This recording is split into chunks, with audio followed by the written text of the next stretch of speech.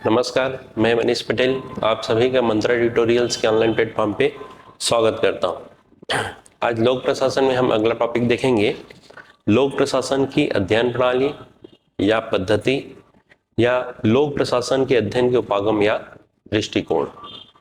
ठीक है, तो लोक प्रशासन का विश्लेषण जिस दृष्टिकोण या उपागम से किया जाता है वह दृष्टिकोण ही इसके अध्ययन की पद्धति है।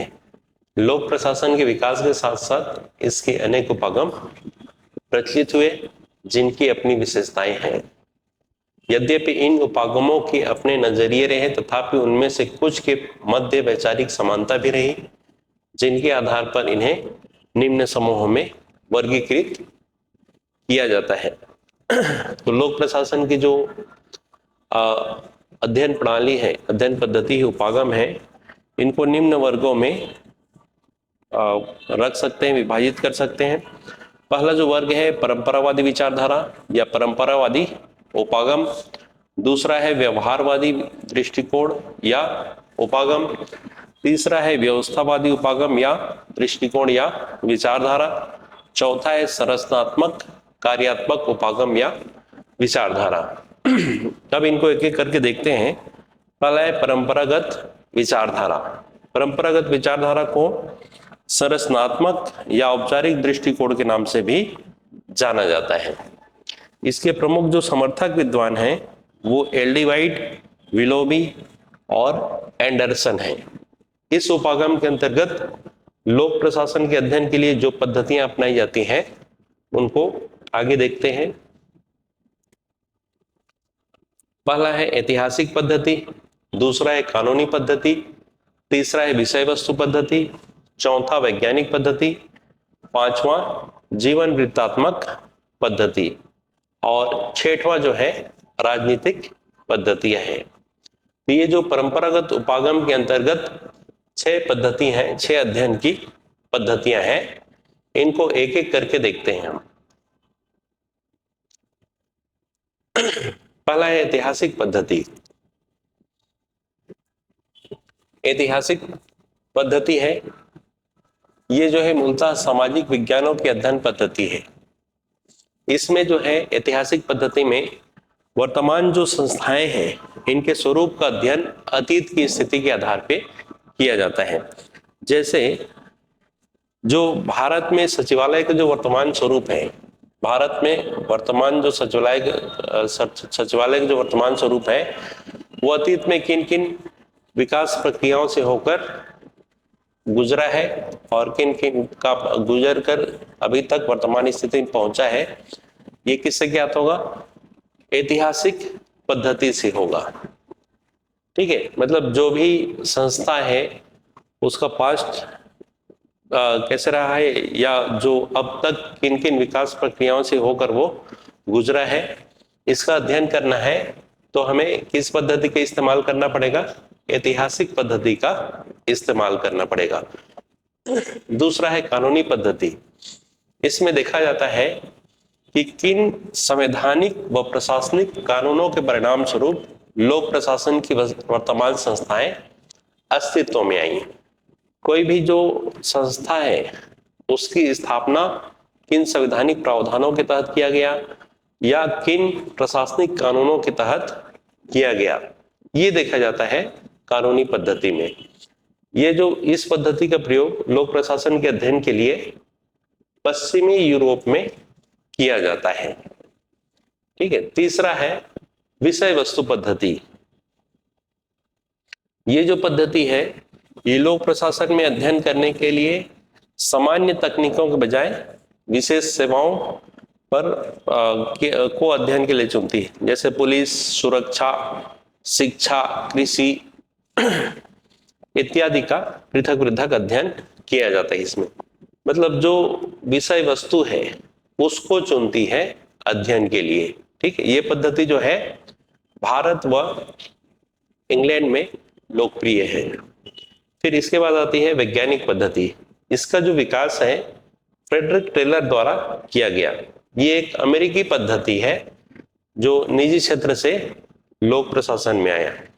इसका जो मुख्य उद्देश्य होता है एक निश्चित सामान्य सिद्धांतों के आधार पर कार्मिकों की कार्यकुशलता बढ़ाना और उत्पादकता में वृद्धि करना। कार्मिकों की कार्यकुशलता बढ़ाना और उत्पादकता में वृद्धि करना, ये जो वैज्ञानिक पद्धति का उद्देश्य है, इसके जनक माने जाते हैं फ्रेडरिक टेलर। ये एक अमेरिकी पद्धति है। इसके बाद अगला देखते हैं जीवन वृत्तात्मक पद्धति। जीवन वृत्तात्मक पद्धति,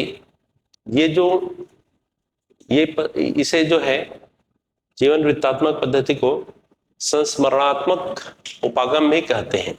इसके अंतर्गत जो प्रसिद्ध जो प्रशासक हैं, इनकी बायोग्राफी या ऑटोबायोग्राफी, बायोग्राफी या ऑटोबायोग्राफी जो भी लिखे हैं, उनका अध्ययन करने का प्रयास किया जाता है। मतलब उससे जो है देखा जाता है, मतलब उनके जो अनुभवों से वर्तमान समस्याओं का हल खोजने का प्रयास किया जाता है। ठीक है, जैसे एक जो विगत दशकों में प्रशासकों द्वारा लिखित पुस्तकों में B.M. कॉल करके एक है, इन्होंने द अनटोल्ड स्टोरी लिखी। ये भारतीय सेना में लेफ्टिनेंट के पद पे थे। और जैसे कि जो भारत में जो मुख्य चुनाव आयुक्त थे T.N. सेशन करके,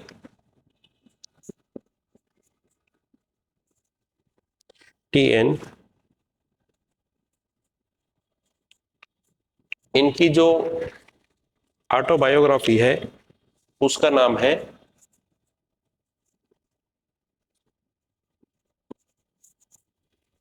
थ्रू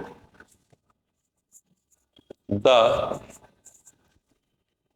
ब्रोकन ग्लास।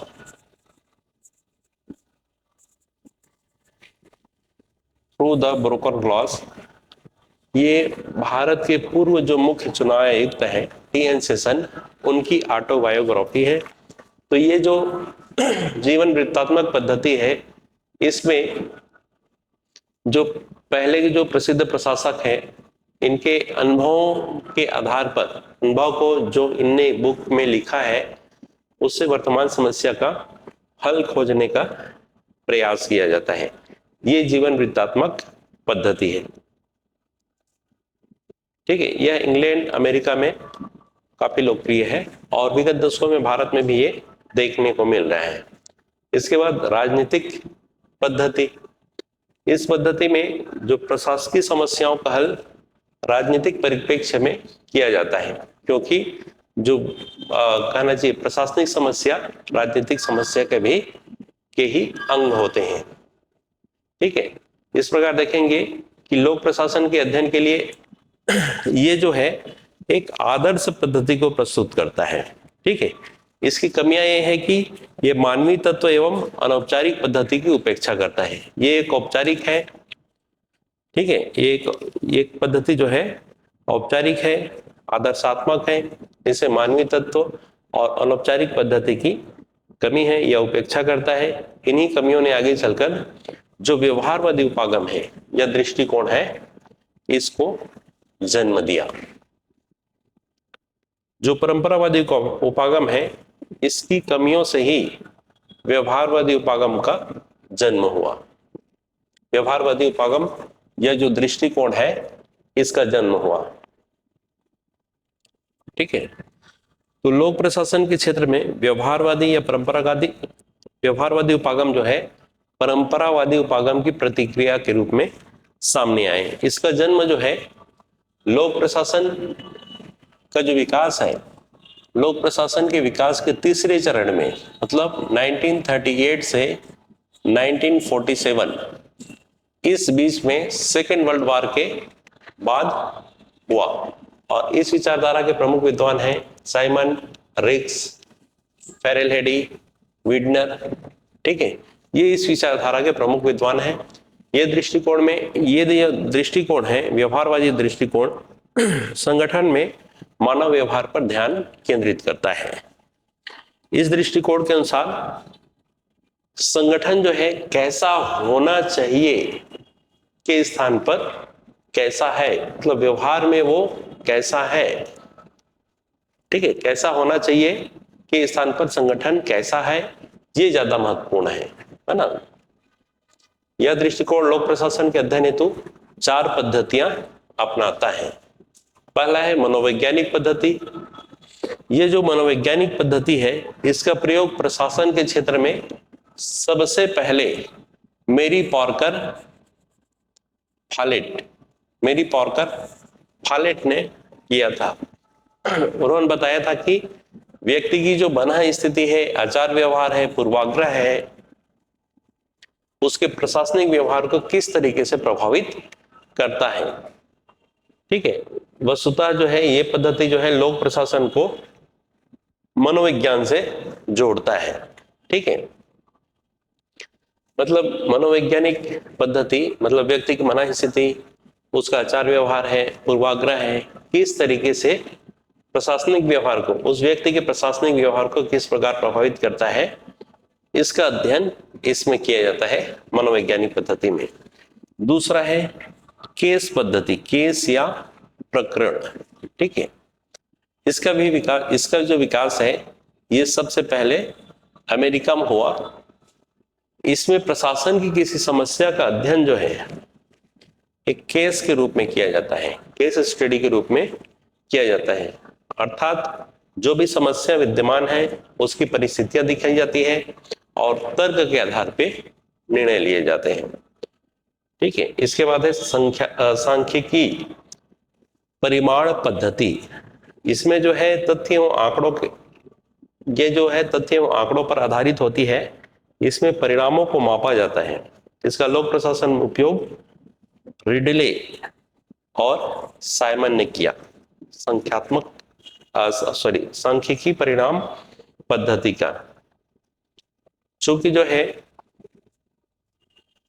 लोक प्रशासन में मापे जाने वाले आंकड़ों व परिणामों का प्रयोग कम ही होता है, अतः इसकी उपयोगिता सीमित है, मतलब सांख्यिकी परिणाम पद्धति की। फिर अगला है पारिस्थितिकी पद्धति, व्यवहारवादी उपागम के अंतर्गत पारिस्थितिकी पद्धति। इस पद्धति को लोक प्रशासन में सर्वप्रथम गॉस ने लाया, लेकिन इसका सर्वाधिक प्रयोग रिक्स ने किया, फ्रेडरिक रिक्स ने किया।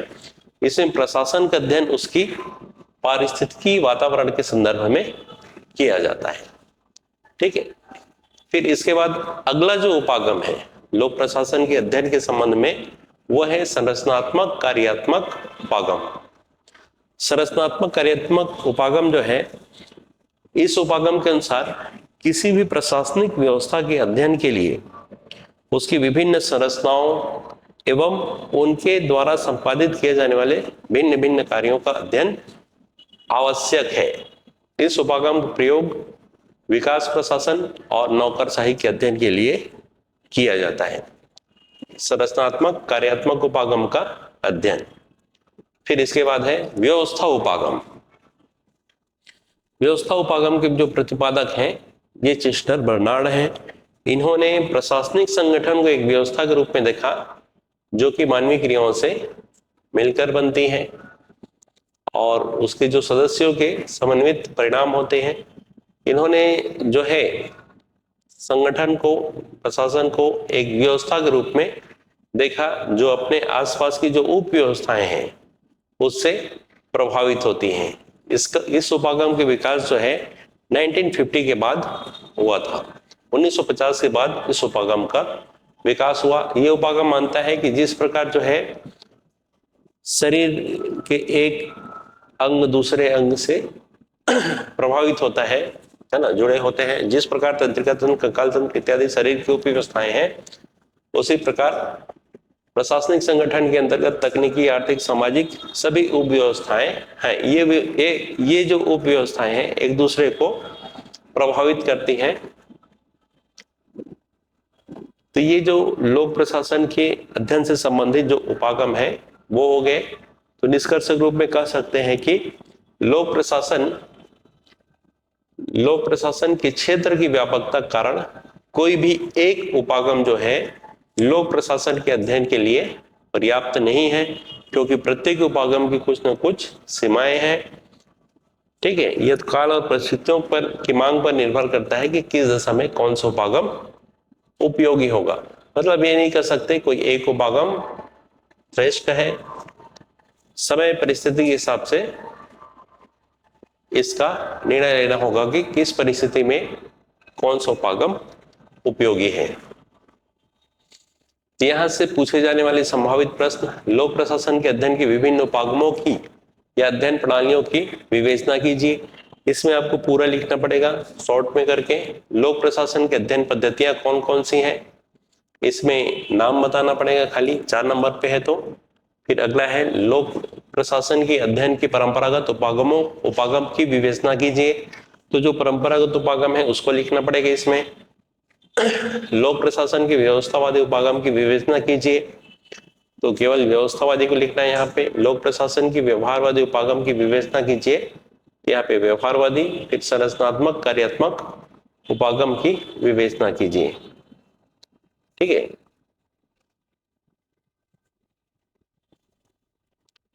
तो ये 6 प्रश्न हैं,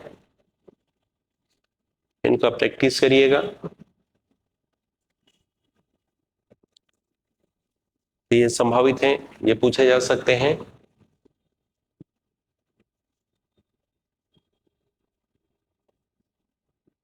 ठीक है, तो ये टॉपिक हो गया लोक प्रशासन की अध्ययन प्रणाली, लोक प्रशासन की अध्ययन प्रणाली पद्धति या लोक प्रशासन के अध्ययन के उपागम या दृष्टिकोण।